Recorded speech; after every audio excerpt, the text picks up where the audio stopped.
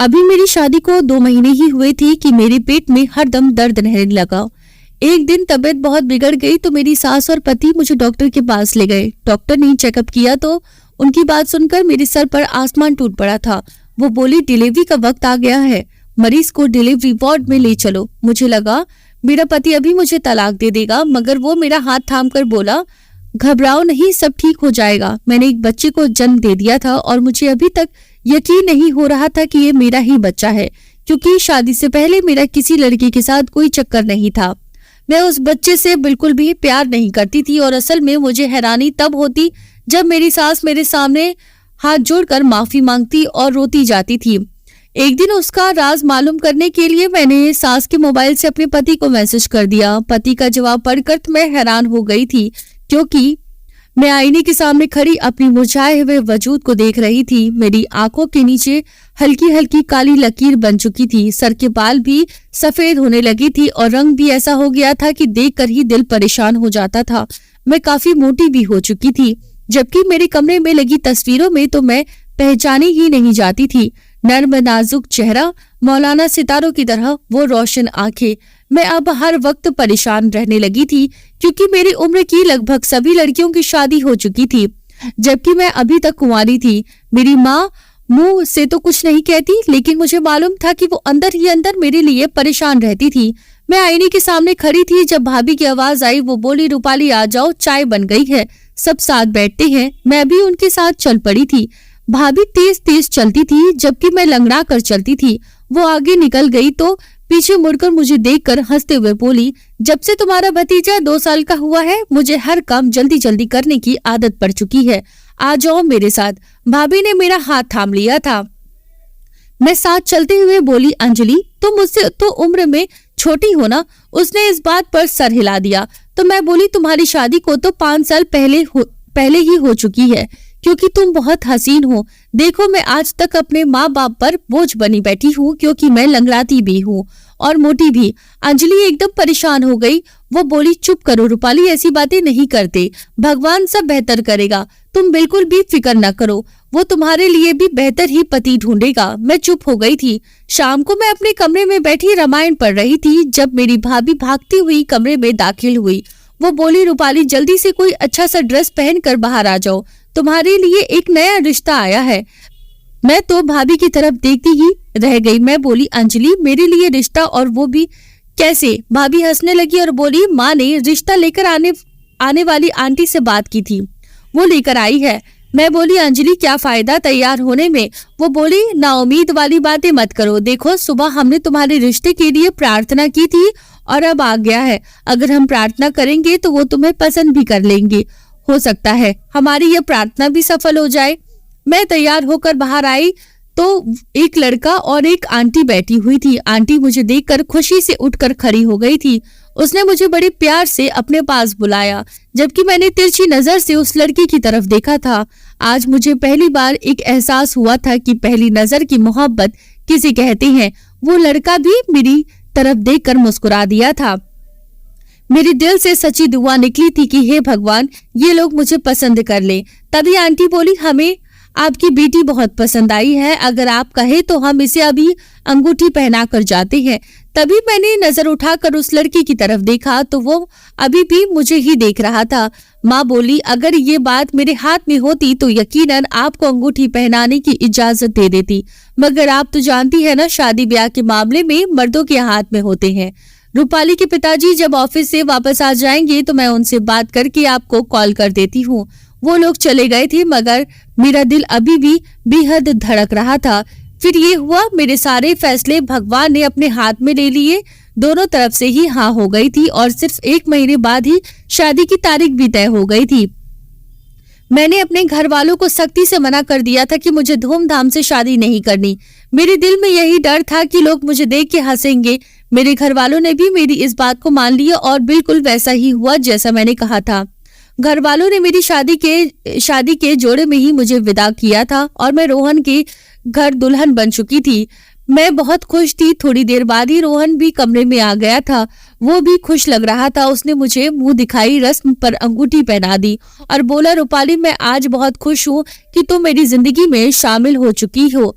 जबकि मुझे अभी तक इस बात पर यकीन नहीं हो रहा था। ऐसा कैसे हो सकता था कि वो एक मोटी सी बेरौनक लड़की को पाकर खुश हो गया हो। मैं बोली, मुझे एक बात पूछनी है, आप मुझे ये बताइए कि आपने मेरे साथ शादी क्यों की है।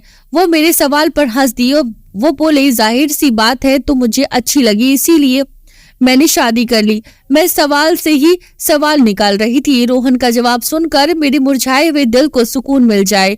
मैं बोली, इसमें मुझ में क्या पसंद आया था आपको। वो बोले, तुम्हारी ओरिजिनलिटी, तुम जैसी हो वैसी ही हमारे सामने आ गई थी। तुमने खुद को मेकअप करके पर्दे में नहीं छुपाया था। मैं मुस्कुरा दी थी। मेरी शादी के बाद ही खूबसूरत लम्हे शुरू हो गए थे। मेरा पति मुझ पर जान न्यौछावर करता था, जबकि मेरी सास तो मेरा अपने माँ बाप की तरह ही ख्याल रखती थी। मैं बहुत मोटी हो चुकी थी। रोहन के साथ मैं बिल्कुल भी जचती नहीं थी, इसीलिए मैंने सोचा कि डाइटिंग शुरू कर दूं।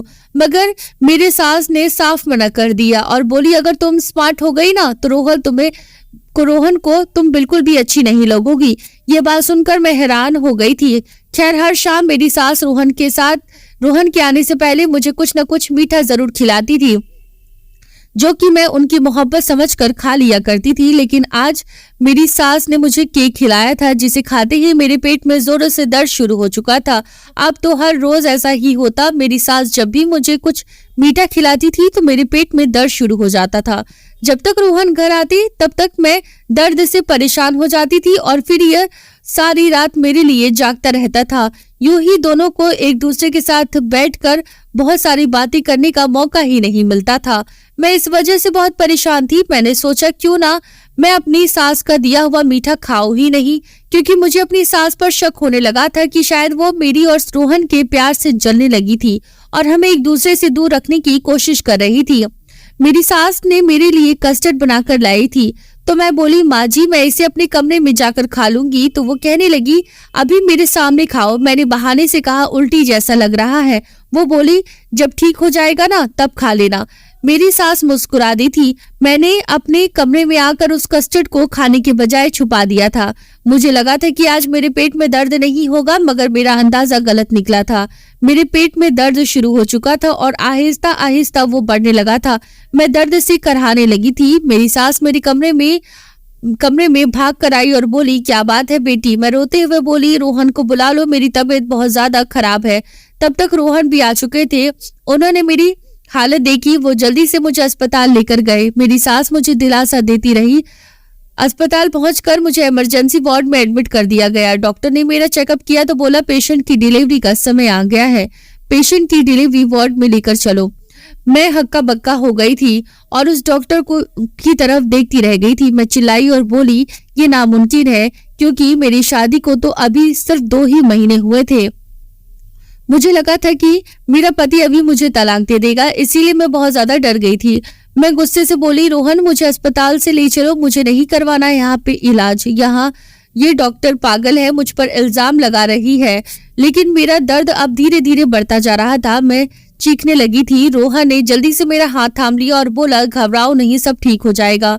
वो सब बाहर चले गए। मेरी डिलीवरी का वक्त शुरू हो गया था। 2 घंटे की कोशिश के बाद मैंने एक बच्चे को जन्म दिया था, मगर मुझे अभी तक यकीन नहीं हो रहा था कि ये बच्चा मेरी जान है। लेकिन मैंने अभी तक अपनी आंखों से अपने बच्चे को पैदा होते हुए देखा था, इसीलिए मुझे यकीन करना ही पड़ा।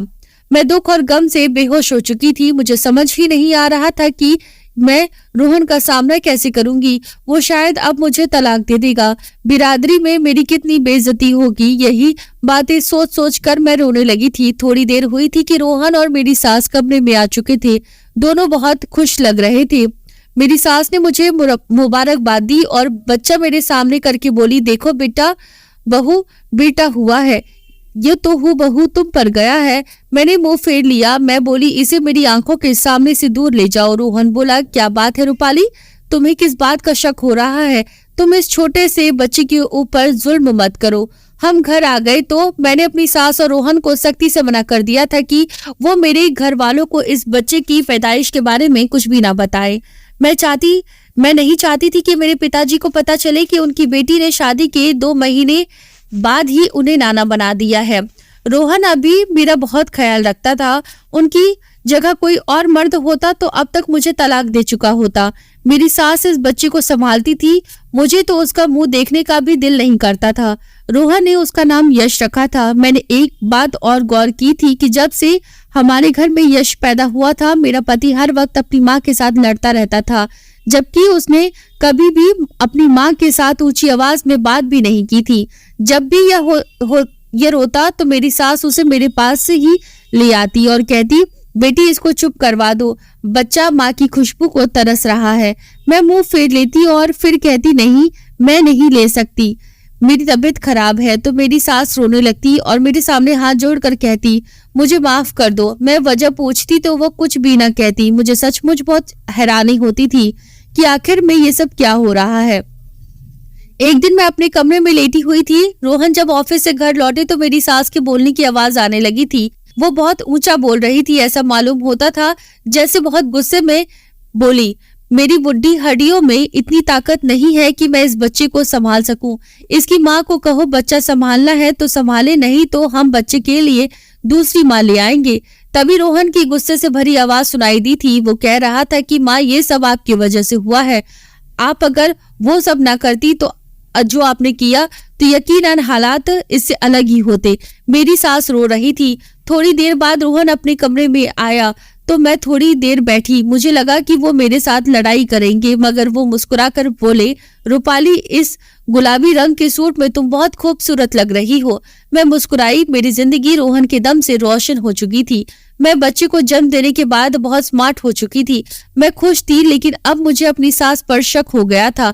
मुझे लगने लगा था कि मेरी सास मुझे जो हर शाम मीठा खिलाया करती थी, कहीं उसी वजह से मेरे घर बच्चे की पैदाइश तो नहीं हुई है, क्योंकि जब से बच्चा पैदा हुआ था मेरी सास ने मुझे कुछ भी मीठा नहीं खिलाया था। रोहन ने यश के लिए आया का इंतजाम कर लिया था। अब ज्यादातर यश को आया ही संभालती थी। एक शाम को मैं सोकर उठी तो आया बोली, जी मेम साहब आपकी सास पागल वागल है क्या? मैं बोली नहीं तो, लेकिन तुम ऐसा क्यों कह रही हो? तो वो बोली, आज जब आप सोई हुई थी तो आपकी सास आपके पास आकर बैठी थी और रोई चली जा रही थी और बार बार आपसे माफी मांग रही थी। मैं उसकी बात सुनकर चुप हो गई थी। अब मुझे सास पर होने वाला शक और भी बढ़ता जा रहा था और कि हो ना हो उसने कुछ ऐसा किया होगा जिसकी वजह से मैंने 2 महीने में ही बच्चे को जन्म दे दिया था। मैंने आया से कह दिया था कि अब तो मेरी सास पर नजर रखना, वह दिन भर जो भी करती है मुझे एक एक बात आकर बताना। वो मुस्कुराकर बोली, जी मेम साहब मैं तो आपकी ही वफादार हूँ। फिर अब मेरे दिल को थोड़ा सुकून मिल गया था, क्योंकि मुझे लगता था कि ये काम वाली औरतें ही बहुत अच्छी जासूस हुआ करती हैं। रोहन स्टडी रूम में थे और वो अपने ऑफिस के काम उसी रूम में बैठकर किया करते थे। मैंने उनके लिए चाय बनाई और वहीं लेकर गई। मैंने सोचा कि चलो 2 पल बैठकर अपने पति से बात कर ली जाए, लेकिन मैंने जैसे ही दरवाजा खोला और देखा उनके हाथ से छूटकर कुछ फोटो जमीन पर बिखर गए थे। मैंने उस पर नजर डाली तो फोटो में रोहन मुस्कुराया हुआ खड़ा था और साथ में कोई खूबसूरत लड़की खड़ी थी जिसमें रोहन के हाथ को मजबूती से थामा हुआ था। इससे पहले कि मैं उस लड़की की शक्ल देख पाती, रोहन ने वो फोटो उठा लिए थे। मुझे एक पल के लिए शक हुआ था कि शायद मेरा पति मुझे धोखा दे रहा था, और ये एक ऐसी बात थी जिसके बारे में मैंने कभी सोचा भी नहीं था। मुझ पर तो कयामत ही टूट पड़ी थी। रोहन जल्दी से उठा और बोला, आओ रूपाली मेरे साथ बैठो। मगर मैं सर पकड़ कर रह गई थी क्योंकि मेरा सर दर्द से फटा जा रहा था। इस सदमे ने मुझे अंदर तक हिलाकर रख दिया था। मैं उल्टे कदमों से वापस लौट आई थी और अपने कमरे में आकर लेट गई थी। मैं बहुत परेशान थी और रोते हुए कब सो गई थी मुझे मालूम ही नहीं पड़ा था। मैंने नींद में ही बहुत बुरे सपने देखे। हर सपने में मैंने ये देखा कि रोहन मुझसे दूर जा रहा था। मैं रोहन की आवाज सुनकर ही उठी थी और हड़बड़ा कर बैठी थी। रोहन बड़ा परेशान लग रहा था। वो बोला, क्या बात है रूपाली, तुम नींद में बार बार रो क्यों रही थी? मैं वैसे ही परेशान थी, इसीलिए कोई जवाब ही नहीं सोच रहा था। मैं बोली, कुछ नहीं, बस बुरा सपना देख लिया था। रोहन बोला, तुम हाथ मुंह धो लो, मैं तुम्हारे लिए खाना लेकर आता हूँ। रोहन कमरे से बाहर चला गया तो मेरी नजर पानी की जग पर पड़ी। उसमें पानी नहीं था, जबकि प्यास से मेरे गले में कांटे चुभ रहे थे। मैं भी जग उठाकर रोहन के पीछे ही चल पड़ी, लेकिन मेरे कदम किचन से आती हुई आवाज सुनते हुए रुक गए थे। माँ जी, रोहन के साथ कुछ बात कर रही थी, जिसके जवाब में रोहन बोला, मुझे दुनिया वालों की कोई परवाह नहीं है। हाँ, मैंने दूसरी शादी की है, उससे मैं दिलो जान से मोहब्बत करता हूँ, मैं नहीं रह सकता उसके बगैर। ये बात हथौड़ी की तरह मेरे दिल पर बरस रही थी। क्या रोहन ने दूसरी शादी की है? मेरी आंखों से आंसू बहते जा रहे थे। मैं फिर उल्टे कदम वापस लौट आई थी। कमरे में जब रोहन वापस आया तो मुझे देखकर दंग रह गया। वो बोला, रूपाली, जब मैं कमरे से गया था तब तुम संभल चुकी थी और अब फिर से तुम्हारा चेहरा मायूस लग रहा है। मुझे बताओ क्या हुआ है, किस बात की टेंशन ले रही हो? दिल तो कर रहा था कि मैं कह दूं कि रोहन आपकी दूसरी शादी का दुख मुझे अंदर ही अंदर मार रहा है, मगर मैं चुप रही। मैंने रोहन से नींद की गोली मांगी और मैं बोली, अगर मैं जागती रही तो आज मेरा दिमाग फट जाएगा। रोहन ने कुछ भी कहे बिना मुझे गोली थमा दी थी। न जाने मैं कितने घंटे सोती रह गई थी।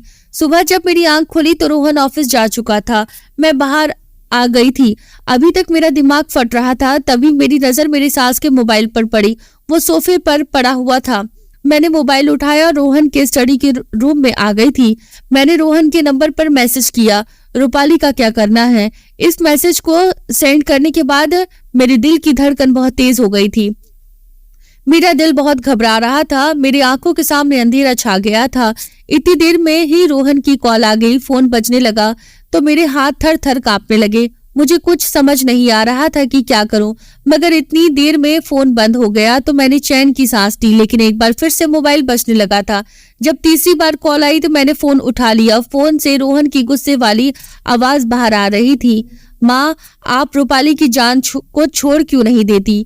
उसने क्या बिगाड़ा है आपका? आपने पसंद से शादी की थी। आपके बेटे ने जो भी सजा देनी है मुझे दे दो, रूपाली को नहीं। आपको याद है ना, 2 साल पहले मैंने रूपाली से मोहब्बत करके शादी की थी, जबकि आप चाहती थी कि मैं आपकी सहेली की बेटी के साथ शादी कर लूं, लेकिन मैं राजी नहीं हुआ और आप भी अपनी इज्जत पर अड़ी हुई थी। मजबूरन मुझे रूपाली के साथ कोर्ट मैरिज करनी पड़ी थी।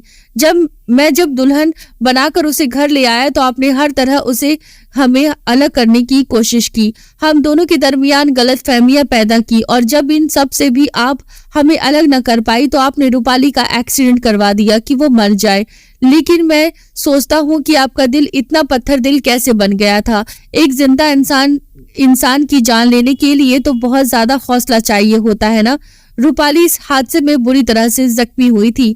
यहाँ तक कि डॉक्टर भी हैरान थे कि पेशेंट कैसे बच गई, मगर वो कोमा में चली गई थी। और जब आपको मालूम पड़ा कि वो मां बनने वाली है तो पहली बार आपको अपनी गलती का एहसास हुआ था। तब आपने मुझे सारा सच बताया दिया था। आपको याद है ना, मैंने भी कई महीनों तक आपसे बात नहीं की थी। रूपाली बच्चे की वजह से जल्दी ठीक हो गई थी। वो कोमा से बाहर तो आ गई, लेकिन उसकी याददाश्त चली गई थी। वो यही समझती थी कि मेरी अभी तक शादी नहीं हुई है, इसके लिए उसके माँ बाप उसे अपने साथ ले गए थे। माँ अब भी जानती है कि 6 महीने बाद जब रूपाली की भाभी की कॉल आई थी कि आप रूपाली को फिर से शादी करके ले जाइए, क्योंकि उसको यही लगता है कि मेरी शादी नहीं हुई है, इसीलिए वो डिप्रेशन का शिकार हो रही है। उस दिन मैंने आपसे बात की थी और कहा था कि उसके लिए रिश्ता लेकर जाते हैं। जब रूपाली शादी करके हमारे घर आई तो आप उसका बहुत ख्याल रखती थी। आपने ही उसकी दवाई की जिम्मेदारी उठाई थी और उसे मिठाई में दवाई डाल कर देती थी। अब आप फिर से लोगों की बातों में आ गई है कि मैं दूसरी बार भी रूपाली से ही शादी क्यों की, जबकि आप ये भी जानती है कि ये शादी सिर्फ रूपाली को दिखाने के लिए की थी। वो तो अभी तक इसी सदमे में है कि शादी के 2 महीने बाद ही उसने बच्चे को जन्म कैसे दे दिया। इसीलिए उसने खुद को अपने सगे बच्चे से दूर रखा हुआ है। रोहन जोर जोर से चिल्ला रहा था, जबकि मुझे उसकी ये तमाम बातें सुनकर झटके महसूस होने लगी थी। मैं लड़खड़ा कर पीछे जाकर गिर गई थी। जब मुझे होश आया तो मैंने खुद को अस्पताल के बेड पर पाया था। मुझे सारी बातें याद आ चुकी थी। जो सब कुछ याद आ गया था, मैं रोहन से बोली, मेरा यश कहाँ है? रोहन मुस्कुरा दिया। मैंने अस्पताल की बेड पर पाया था। मुझे सारी बातें याद आ चुकी थी। रोहन मुस्कुरा दिया था। मैंने पहली बार अपनी औलाद को छुआ था। मेरी सास ने मुझसे माफी मांगी तो मैंने उन्हें माफ कर दिया।